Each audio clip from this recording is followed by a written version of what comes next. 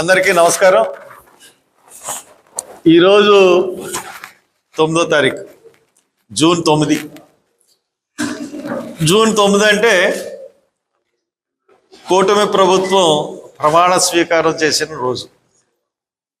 కరెక్ట్గా సంవత్సరం క్రితం కూటమి ప్రభుత్వం ప్రమాణ స్వీకారం చేసింది. అధికారంలోకి ఏ రకంగా వచ్చిందో అన్నది మనందరం కూడా చూసాం. With thumping majority. అసలు ఆ మెజారిటీలు అయ్యి చూసుకుంటే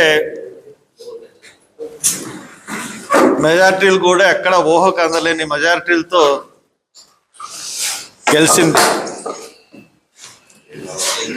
ఇంకా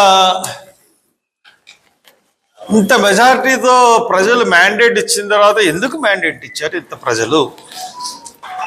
జగన్ గవర్నమెంట్ చాలా సంక్షేమ పథకాలు కూడా అమలు చేసింది. ఏదో మార్జిన్ తక్కువగా ఉండాలి చెప్తే ఇంత ఇచ్చిందంటే, జగన్ పథకాల కన్నా అన్ని పథకాలు కూడా ఈయన ఎక్కువిస్తా అన్నాడు. అన్ని పథకాలు ఎక్కువిస్తా అన్నాడు. ఇంకా లేనిపోయిన అన్నీ కూడా పెట్టాడు. మెయిన్ 6 పథకాలు, సూపర్ 6. అసలు సూపర్ 6 అంటే ఏంటి? సూపర్ 6 అంటే నిరుద్యోగాలకి నెలకి 3,000 నిరుద్యోగ భృతి ఇస్తా అన్నాడు. తర్వాత రైతులకి సంవత్సరానికి 20,000 భరోసా ఇస్తా అన్నాడు. మహిళలకి, అందరు మహిళలకి నెలకి 1,500 ఇస్తా అన్నాడు. తర్వాత ఉచిత బస్సు సౌకర్యం కల్పిస్తా అన్నాడు. తర్వాత అమ్మకి, తల్లికి దీవెన, తల్లికి వందనం. తర్వాత గ్యాస్ సిలిండర్. ఇవి 6 పథకాలు, 6. ఈ 6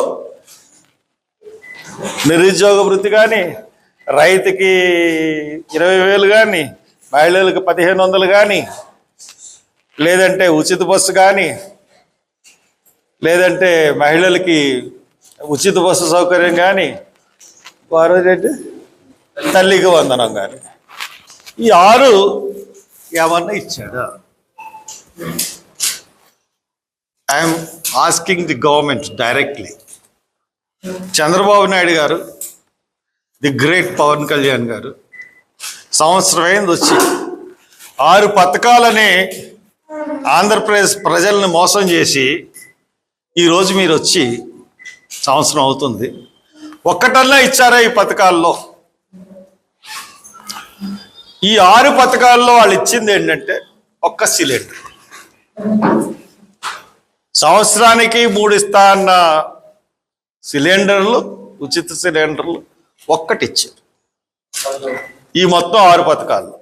కాదని ఎవరన్నా చెప్పగలరా? ఎవరన్నా సరే చెప్పగలరా? ఆంధ్రప్రదేశ్ ప్రజలను అడుగుతున్నాను, ఆంధ్రప్రదేశ్లోని అన్ని పార్టీలను అడుగుతున్నాను, తెలుగుదేశం పార్టీ అధ్యక్షులను అడుగుతున్నాను, జనసేన పార్టీ అధ్యక్షులను అడుగుతా ఉన్నాను, బీజేపీ పార్టీ అధ్యక్షులను అడుగుతా ఉన్నాను. మోసపూరితమైన హామీలు ఇచ్చి మీరు అధికారంలోకి వచ్చారు. అధికారంలోకి వచ్చిన తర్వాత మీరు చేస్తున్న పని ఏంటంటే దళితుల మీద దాడులు, మిమ్మల్ని ఎదిరించిన వాళ్ళ మీద కేసులు, సోషల్ మీడియాలో మిమ్మల్ని ట్రోల్ చేసిన వాళ్ళ మీద కేసులు. ఇయే తప్పితే పరిపాలన ఇంకేమన్నా ఉందా? ఇకపోతే ఇంకోటి ఏంటంటే పోలవరం ఫస్ట్ సంతకం డిఎస్సి మీద అన్నారు. మొట్టమొదటి సంతకం డిఎస్సి. పెట్టేశారు. డిఎస్సీ సంతకం పెట్టారు. మొదటి సంతకం డిఎస్సీ పెట్టారు. ఈ రోజుకి డిఎస్సీ జరిగిందా? The great. వాళ్ళు ఇప్పుడు అడుగుతున్నారు, మీరు ఇచ్చిన టైం 1 month ఇచ్చారు, మాకు 45 days కావాలి, మీరు నోటిఫికేషన్కి ఎగ్జామినేషన్ డేట్కి 45 days కావాలంటే వాళ్ళ మొర ఆలకించట్లేదు. నిజంగా మీరు భర్తీ చేస్తారని అనుకుంటున్నారు. మీరు ఎందుకు ఇచ్చారో మీకు తెలుసు, నాకు తెలుసు. ఎవడొకడు వర్గీకరణ మీద కోర్టుకు వెళ్తాడు. మనం చేసింది అశాస్త్రీయమైన వర్గీకరణ, లెక్కలు లేకుండా విభజించేసాం. అసలు లెక్కలు అన్నవి ఎక్కడ ప్రాథమికంగా ప్రామాణికంగా చూపించలేదు. కాబట్టి ఎట్టి పరిస్థితుల్లో ఇది కోర్టు కట్టేస్తుంది, కాబట్టి ఇది ఎలాగో జరగదు డిఎస్సి అని ఇచ్చారు. పాపం అమాయకులు పోస్ట్ పోన్మెంట్ గురించి అడుగుతా ఉన్నారు. జరగదు డిఎస్సి. ఎందువల్లంటే ఈ వర్గీకరణ అన్న అస్త్రాన్ని పెట్టుకుని ఇంకా దీన్ని పోస్ట్ పోన్ చేయడానికి చేస్తారు. ఇక పోలవరం సంవత్సరం అయింది. వచ్చిన సంవత్సరంలోనే పూర్తి చేసేస్తా ఉన్నారు. తీరా చూస్తే అన్ని తప్పుడు వ్యవహారాలు. కాంట్రాక్టులని ప్రతి ముఖ్యమంత్రి కాంట్రాక్టుని మార్చుకున్నవాడే.